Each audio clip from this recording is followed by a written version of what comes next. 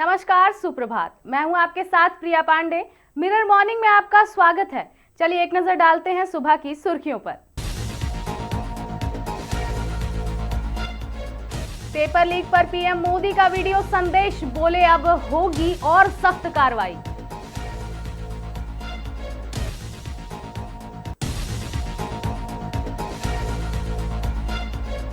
छब्बीस दिन बाद सोनम वांगचुक ने खत्म किया अनशन, सरकार के लिखित आश्वासन पर बनी सहमति।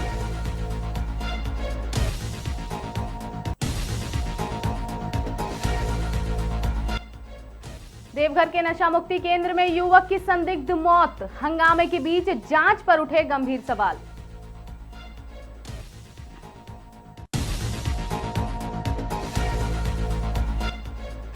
झारखंड में आज भी बारिश के आसार, धनबाद समेत कई जिलों में गरज चमक का अलर्ट।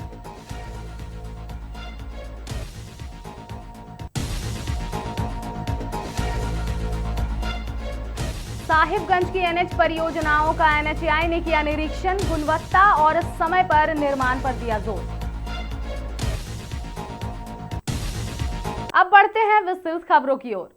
देश भर में पेपर लीक को लेकर जारी विरोध प्रदर्शनों के बीच प्रधानमंत्री नरेंद्र मोदी ने वीडियो संदेश जारी कर छात्रों को भरोसा दिलाया कि सरकार इस मुद्दे पर और कड़े कदम उठाने जा रही है। प्रधानमंत्री ने कहा कि पेपर लीक कोई सामान्य घटना नहीं है, बल्कि इससे लाखों छात्रों के भविष्य और उनके परिवारों की उम्मीदों पर असर पड़ता है। प्रधानमंत्री ने कहा कि सरकार ने अब तक कई अपराधियों के खिलाफ कार्रवाई की है और यह सुनिश्चित किया गया कि छात्रों का शैक्षणिक वर्ष प्रभावित ना हो। उन्होंने बताया कि सरकार पेपर लीक के मामले की त्वरित सुनवाई के लिए फास्ट ट्रैक कोर्ट और दोषियों को कड़ी सजा देने के संबंध में प्रावधानों वाला नया कानून लाने की तैयारी कर रही है। इस संबंध में प्रस्ताव कैबिनेट के समक्ष रखा जाएगा और मॉनसून सत्र में इस संसद से पारित कराने का प्रयास भी किया जाएगा। प्रधानमंत्री ने कहा कि युवाओं के भविष्य के साथ किसी भी तरह का खिलवाड़ बर्दाश्त नहीं किया जाएगा और सरकार परीक्षा प्रणाली को अधिक पारदर्शी, सुरक्षित और भरोसेमंद बनाने के लिए प्रतिबद्ध है। फ्रेंड्स, मैं जानता हूं कि पेपर लीक ये कोई मामूली विषय नहीं है। लाखों विद्यार्थी और उनके अभिभावकों के लिए बहुत ही पीड़ादायक है और इसलिए पेपर लीक घटना से अब तक पिछले 2.5 महीनों में अनेक विध कदम उठाए गए, गुनहगारों को पकड़ा गया है, वे जेल में पड़े हैं। हमारा सबसे महत्वपूर्ण जिम्मा था कि विद्यार्थियों का एक वर्ष बर्बाद न हो। तत्काल परीक्षाएं लेना बहुत जरूरी था। सरकार ने अभी पूरी शक्ति का उपयोग करके कम से कम समय में 22 लाख जितने विद्यार्थियों के एग्जाम हो जाए, इसका प्रबंध किया और अभी 5-6 दिन पहले 19 तारीख को रिजल्ट भी आ गया और देश भर में उत्तीर्ण हो गए विद्यार्थियों की खुशियों की खबरें भी आ रही हैं। लेकिन हम वहां पर संतोष मानने वाले लोगों में से नहीं है और इसलिए मैंने आज फास्ट ट्रैक कोर्ट के लिए विभागों को निर्देश दिए थे। आज विभागों ने लगातार मेहनत करके देर रात मुझे मुसद्दा भी दे दिया। फास्ट ट्रैक कोर्ट और कठोर सजा के प्रावधान के साथ का ये मुसद्दा कल कैबिनेट में चर्चा होगी। कैबिनेट के साथियों के सुझाव के बाद उसका अंतिम रूप दिया जाएगा और सोमवार से संसद का दूसरा सप्ताह शुरू हो रहा है, तब जल्द से जल्द उस बिल को सदन में पारित कराने का प्रयास किया जाएगा। अगली खबर भी दिल्ली से ही आ रही है, जहां सामाजिक कार्यकर्ता और शिक्षा सुधार के मुद्दों को लेकर आंदोलन कर रहे सोनम वांगचुक ने 26 दिनों की भूख हड़ताल समाप्त कर दी। उन्होंने कहा कि केंद्र सरकार और विभिन्न राजनीतिक दलों के सांसदों से लिखित आश्वासन मिलने के बाद ही उन्होंने अपना अनशन खत्म करने का निर्णय लिया। वांगचुक का कहना है कि सरकार ने उनकी प्रमुख मांगों पर सकारात्मक रुख अपनाया है और संसद में परीक्षा सुधार सहित कई महत्वपूर्ण मुद्दों पर चर्चा कराने का भी भरोसा दिया है। जानकारी के अनुसार देर रात केंद्रीय मंत्री जेपी नड्डा और डॉक्टर जितेंद्र सिंह वांगचुक से मिलने पहुंचे थे। इस दौरान लद्दाख की एक्सपेक्स बॉडी के प्रतिनिधि भी मौजूद रहे। सरकार की ओर से लिखित आश्वासन सौंपे जाने के बाद वांगचुक ने 26 दिनों से जारी अपना अनशन समाप्त कर दिया। वांगचुक ने बताया कि पिछले 2 दिनों से सरकार के साथ लगातार बातचीत चल रही थी। उनकी स्पष्ट मांग थी कि सभी आश्वासन केवल मौखिक नहीं बल्कि लिखित रूप में भी दिए जाएं। इसी कारण अंतिम सहमति बनने में 2 दिन का अतिरिक्त समय लगा और उन्हें अनशन जारी रखना पड़ा। उन्होंने कहा कि यदि आवश्यकता पड़ी तो वह और अधिक समय तक भी भूख हड़ताल जारी रखने के लिए तैयार हैं। इससे पहले विभिन्न राजनीतिक दलों के करीब 65 सांसद वांगचुक से मिले थे।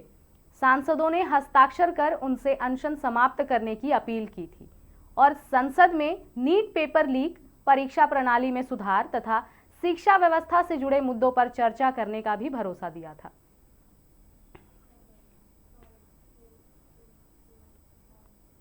अगली खबर झारखंड के जसीडीह से आ रही है, जहां जसीडीह थाना क्षेत्र के डाबर ग्राम स्थित एक नशा मुक्ति केंद्र में एक युवक की संदिग्ध परिस्थितियों में मौत हो जाने के बाद इलाके में तनाव और हंगामे की स्थिति बन गई। घटना की सूचना मिलते ही स्थानीय लोग और परिजन केंद्र के बाहर जुट गए।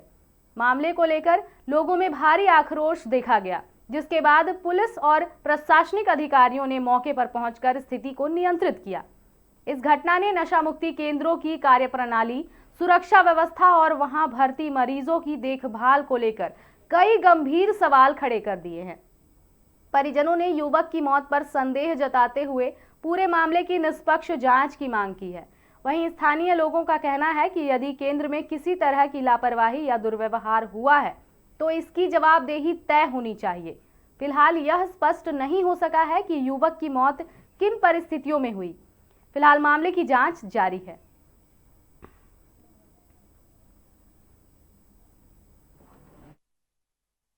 दंड सजा मिलेगा और उसको बहुत जल्द मिलेगा, लेकिन कुछ लोग जो है वो काम नहीं करने दे रहे हैं। असल में है कि अभी रोड जाम किए हुए हैं, जबकि नियम नहीं है रोड जाम करने का, लेकिन जो रोड जाम किए उनको समझाया जा रहा है, उनका परिवार को समझाया जा रहा है, सब चीज़ समझाया जा रहा है। वो पुलिस को जो है काम नहीं करने दे रहे हैं, इसलिए कि वो बुझेंगे समझेंगे बात को तभी ना भाई।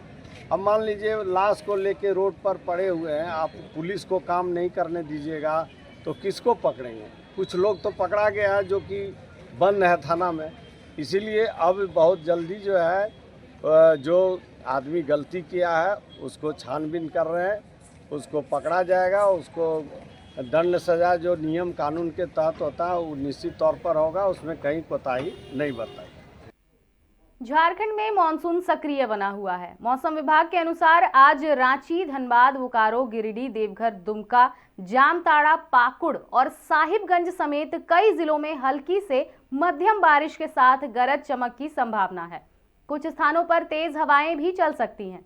राज्य के अधिकांश हिस्सों में आसमान में बादल छाए रहेंगे और अधिकतम तापमान 27 से 30 डिग्री सेल्सियस के बीच रहने का अनुमान लगाया गया है। मौसम विभाग ने लोगों से वज्रपात के दौरान खुले स्थानों से दूर रहने और आवश्यक सावधानी बरतने की अपील की है।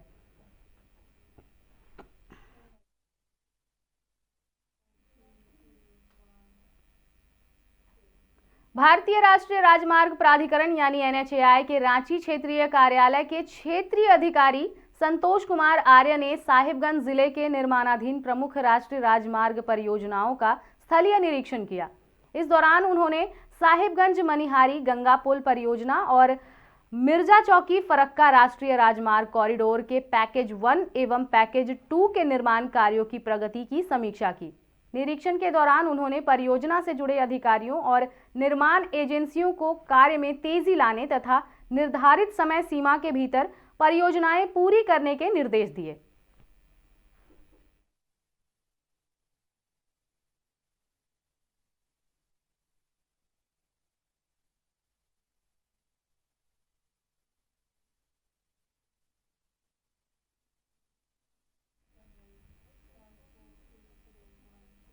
अगली खबर धनबाद से आ रही है, जहां धनबाद पुलिस ने गैंगस्टर प्रिंस खान और गोपी खान के इशारे पर वासेपुर के एक जमीन कारोबारी और एक होटल व्यवसायी की हत्या की साजिश रच रहे प्रिंस खान गिरोह के 2 गुर्गों को गिरफ्तार कर लिया है।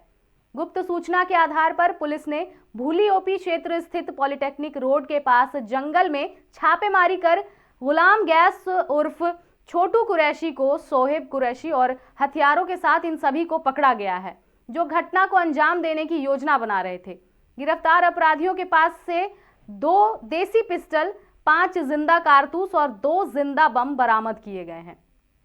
सिटी एसपी ऋत्विक श्रीवास्तव ने बताया कि दोनों आरोपी पिछले कई दिनों से वासेपुर के जमीन कारोबारी और होटल व्यवसायी की रेकी कर रहे थे।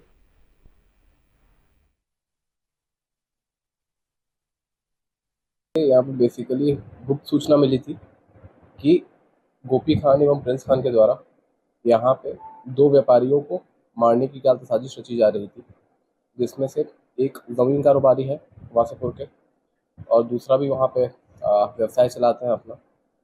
इन्हीं की रेकी करवाई जा रही थी और प्लान था कि इन 2 अपराधियों का इस्तेमाल करके इन दोनों व्यक्तियों को टारगेट करना था। इस बात की सूचना पहले ही हमें मिल गई और इन दोनों अभियुक्तों को, जिनका नाम क्रमशः कुरैशी है, छोटू कुरैशी एवं शोएब कुरैशी है, ये लोग को रंगे हाथों पकड़ा गया। इनके पास से 2 पिस्टल, 2 जिंदा बम एवं तकरीबन 4 जिंदा राउंड्स भी मिले हैं।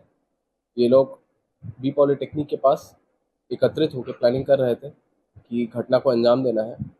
उसी के दरमियान पुलिस के द्वारा दबिश देते हुए इनको अरेस्ट कर लिया गया। कुरैशी पहले भी हिस्ट्री शीटर रह चुका है और शोएब कुरैशी के द्वारा पहले भी क्या था, आम साहब की 2 घटनाएं की गई हैं। झरिया का रहने वाला है दोनों आपस में, जबकि जो छोटू कुरैशी भूली का रहने वाला है। दोनों आपस में ये भी है, रिश्तेदार भी हैं और शोएब आम साहब वगैरह पहले भी जेल जा चुका है 2 बार। खबरों का दौर लगातार जारी रहेगा। फिलहाल मिरर मॉर्निंग में आज के लिए इतना ही। हम फिर लौटेंगे ठीक इसी समय पर ताज़ा तरीन खबरों के साथ। तब तक के लिए देखते रहें मिरर मीडिया।